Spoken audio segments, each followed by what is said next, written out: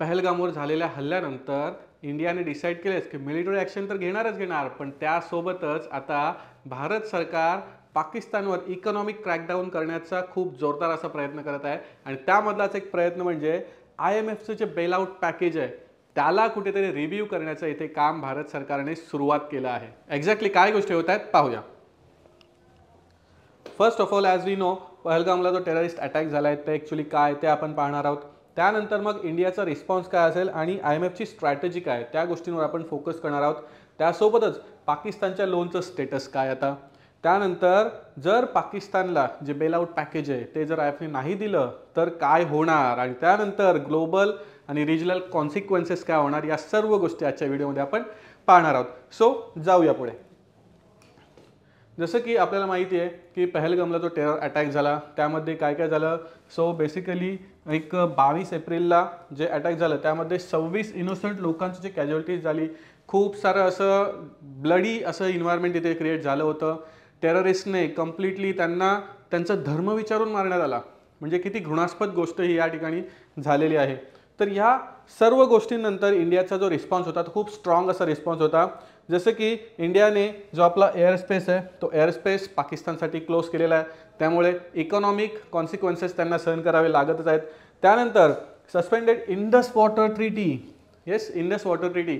भारताच्या ज्या नद्या आहेत सिंधू सतलज यासारख्या ज्या नद्या आहेत, सप्त सिंधू आपण ज्यांना म्हणतो, त्या नद्यांचं पाणी जे पाकिस्तानमध्ये जातं ते पाकिस्तानमध्ये जाणारं पाणी इथे भारताने अडवलेलं आहे. त्यानंतर मग एक ग्लोबल कॅम्पेनिंग इथे चालू केली आहे भारताने की पाकिस्तान हा कसा एक टेररिस्टला सपोर्ट करणारा एक टेररिस्टचा हब असलेला एक नेशन इथे आहे.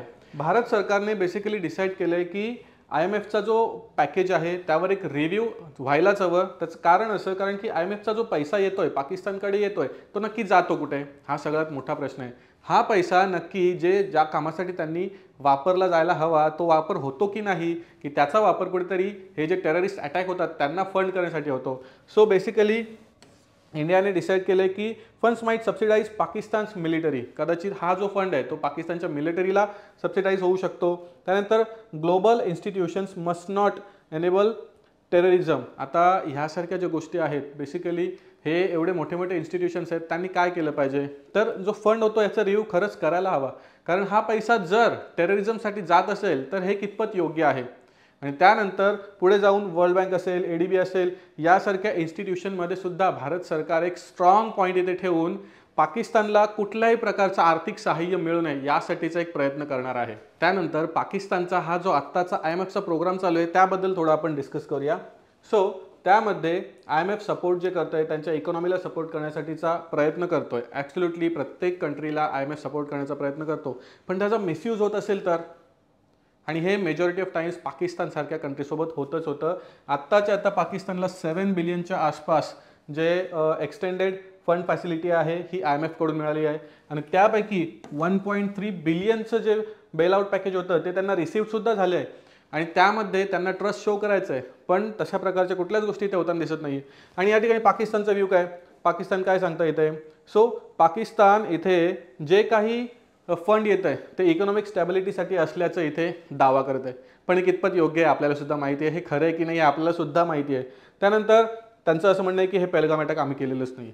अरे बाबा, तुम्ही जर केलं नसतं तर मग तुमच्या देशातून आलेले टेररिस्ट यांचा पाठपुरावा आम्ही सगळं दिलेलं आहे, त्याचं काय. हे सर्व आपण त्या ठिकाणी देऊन सुद्धा पाकिस्तान डिनाय करतो की आम्ही पहलगामला अटॅक केलेलाच नाही आहे. हे बघा. त्यानंतर कॉल्स फॉर न्यूट्रल इन्व्हेस्टिगेशन.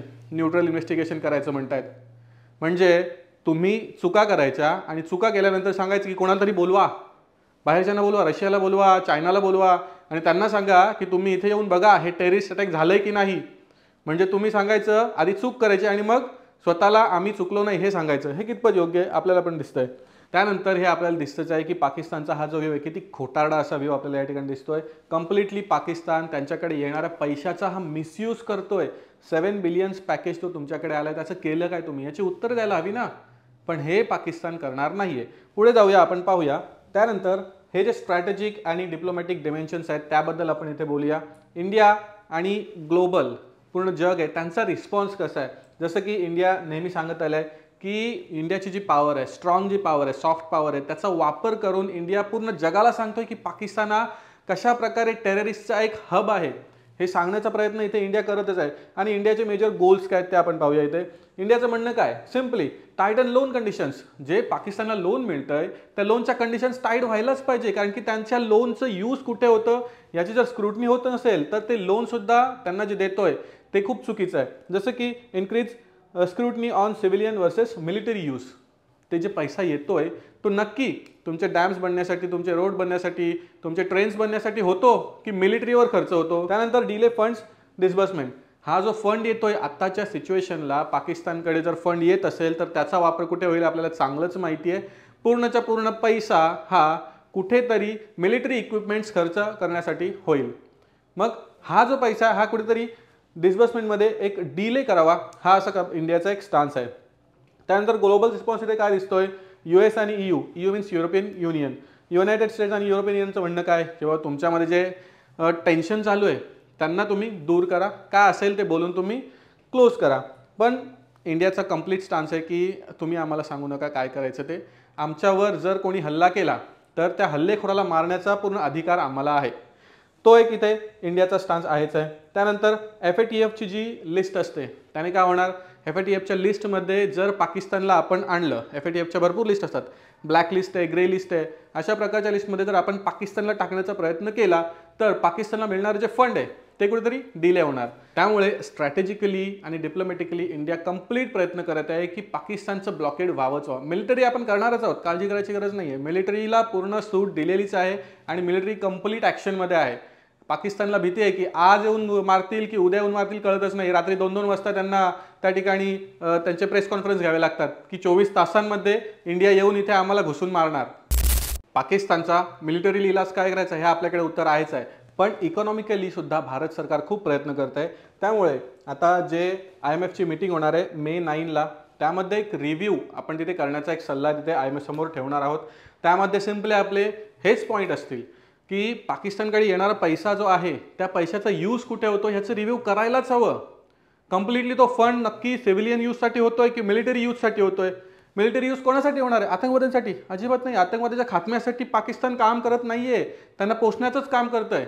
भारताचं हेच म्हणणं आहे की तुम्ही तो पैसा जो जातोय तो कुठे जातोय याचा रिव्ह्यू करा। त्यानंतर जर पाकिस्तानला हे जे लोन आहे IMFचं लोन हे मिळालं नाही तर त्याचे कॉन्सिक्वेन्सेस काय होऊ शकतात, त्याचे इम्पॅक्ट काय होऊ शकतो पाकिस्तानवर, त्या गोष्टी आपण इथे डिस्कस करूया।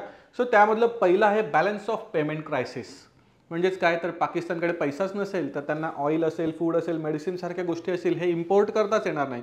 स्वतःच्या देशामध्ये जे बनवलं ते तुमचं संपणार, पण त्या व्यतिरिक्त बाहेरून भरपूर साऱ्या गोष्टी पाकिस्तान मागवत असतो। मेडिसिन, जसं की मेडिसिन इंडियामधूनच जातं, भारत सरकारने अजूनपर्यंत मेडिसिन का बॅन केलं नाही कळत नाहीये, करतील आज ना उद्या करतील, पण ते सुद्धा इम्पोर्ट करण्यासाठीचं फंड जर त्यांच्याकडे नसेल तर त्या ठिकाणी खूप सारे क्रायसिस येण्याचे चान्सेस आहेत। त्यानंतर risk of sovereign default on foreign loans, जे फॉरेनचे लोन्स असतात ते सुद्धा डिफॉल्ट होण्याचे चान्सेस आहेत, पैसाच नाही तर कर्ज कुठून फेडणार। त्यानंतर करन्सी क्रॅश, करन्सी कंप्लीट डिव्हॅल्युएट होण्याचे चान्सेस इथे आहेत, जवळजवळ इथे इन्फ्लेशन 40% वाढण्याचे चान्सेस आहेत। त्यांच्याकडे सुद्धा रुपी आहे, ते रुपीची आत्ताची प्राइस काहीतरी 280च्या आसपास चालू आहे, तो कुठेतरी 400ला टच होण्याचे चान्सेस इथे आहेत। त्यानंतर डेट डिफॉल्ट्स, आता हे कर्ज जे आहे ते कर्ज पाकिस्तानने डेटच्या थ्रूने, बॉन्डच्या थ्रूने, चायनीज लोन्सच्या थ्रूने ते घेतलेले आहेत। त्यानंतर वर्ल्ड बँक किंवा ADB बँककडून सुद्धा लोन घेतले आहेत, हे लोन्स त्यांचे डिफॉल्ट होण्याचे चान्सेस कुठेतरी आहेत। त्यानंतर इकॉनॉमिक इम्पॅक्ट तर आपण पाहिलं, त्यानंतर सोशिओ पॉलिटिकल जे इम्पॅक्ट आहेत ते सुद्धा आहेत।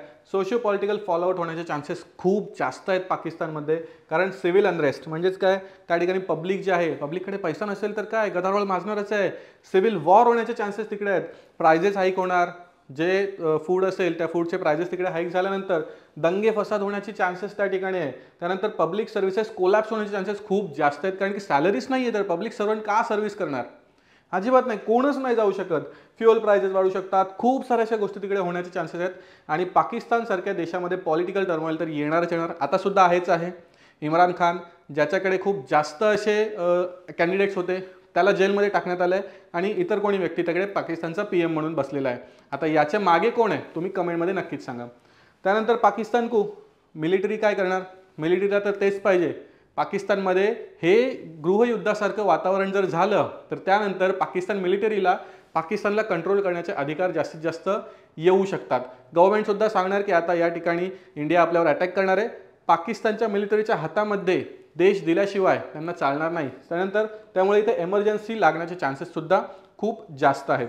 त्यानंतर पाकिस्तानसारख्या देशाला खूप कॉन्सिक्वेन्सेस याचे सहन करावे लागणार आहेत. फ्युचर सिनेरिओज जे आहेत खूप खराब असे सिनेरिओज पाकिस्तानसाठी होणार आहेत. Dependency on China, complete Pakistan चायनावर डिपेंडंट राहण्याचे इथे चान्सेस झालेले आहेत. कारण की पाकिस्तानला जर एमर्जन्सी वॉर सिच्युएशन आली तर पैशांची गरज लागणार आणि पैसा कोण देणार? पूर्ण जगाची एकही इन्स्टिट्यूशन पैसा देणार नाही आहे. कारण की इंडियाची एवढी पॉवर आहे, एवढी स्ट्रॉंग पॉवर आहे, डिप्लोमॅटिक पॉवर आहे की इंडियाने सर्व देशांना इथे कन्व्हिन्स करून ठेवलं आहे की पाकिस्तानला कोणीच मदत करायची नाही. त्यांच्यासाठी धावून येणारा एकच देश असेल तो म्हणजे चायना. कारण की चायना आपला एक दुश्मन असेल, त्यामुळे इथे तो त्यांना मदत करण्याचे चान्सेस आहेत. पण चायना पण फुकट मदत करणार नाही आहे. चायना सरळ सांगणार ग्वादार पोर्ट आहे ना, आमच्या नावे करा, तरच आम्ही तुमच्यासाठी काहीतरी करतो. म्हणजेच पाकिस्तानला करोयामरून येताना मरण्याची स्थिती आणून ठेवली आहे स्वतःहूनच. ही जी सिच्युएशन, हे जे टेररिस्ट अटॅक त्यांनीच घडवून आणलं आहे, हे तर त्यांच्या एका सिनियर न्यूजपेपरचे जे ॲनालिस्ट आहेत त्यांनी सुद्धा सांगितलं की हे पाकिस्तानच्या मिलिटरी जनरल म्हणजेच आसिफ मुनीर यांनीच हे अटॅक घडवून आणलं आहे. हे सरळ सरळ त्यांनी सांगितलं आहे. मग ह्या सगळ्या गोष्टी घडवल्यानंतर चायना पण सरळ सांगणार तेव्हा आम्हाला ग्वादार पोर्ट देत असाल तर काहीतरी करू आम्ही, नाहीतर मग तुमचं तुम्ही बघा, तुम्हीच आणली नाही सिच्युएशन, मग बघा तुमचं तुम्ही, आम्ही काय करणार. मग त्यानंतर रिस्क ऑफ मिलिटरायझेशन, हे सर्व गोष्टी, कारण की त्यांना स्वतःची मिलिटरी तर एवढी कमी आहे की इंडियन मिलिटरी समोर ते टिकण्याचे चान्सेस नाहीच आहेत.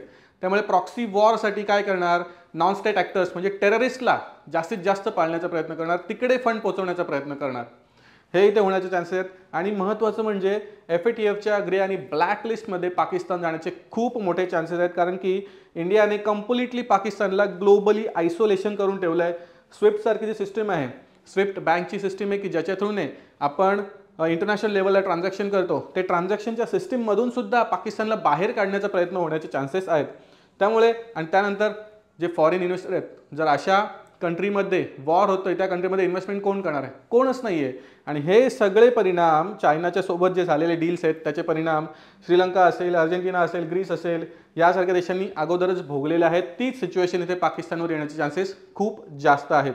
त्यामुळे पाकिस्तानसारख्या कंट्रीवर सुद्धा हे IMFचं जर लोनचं कटआउट जर झालं, इंडियाने जी रिक्वेस्ट केली आहे IMFला की या लोनचं रिव्ह्यू व्हावं आणि त्या लोनच्या रिव्ह्यूमध्ये IMFला दिसलं की पाकिस्तान या पैशाचा वापर कुठेतरी मिलिटरायझेशनसाठी जास्तीत जास्त करतो, तर IMF तो जो लोन पॅकेज आहे तो सुद्धा स्टॉप करण्याचे ते मोठे चान्सेस आहेत. म्हणजेच भारत सरकारने जे डिसिजन घेतलेत, मिलिटरीली पाकिस्तानला त्रास द्यायचा, कारण की त्यांनी जो आपल्याला त्रास दिला आहे तो कमी नाही आहे.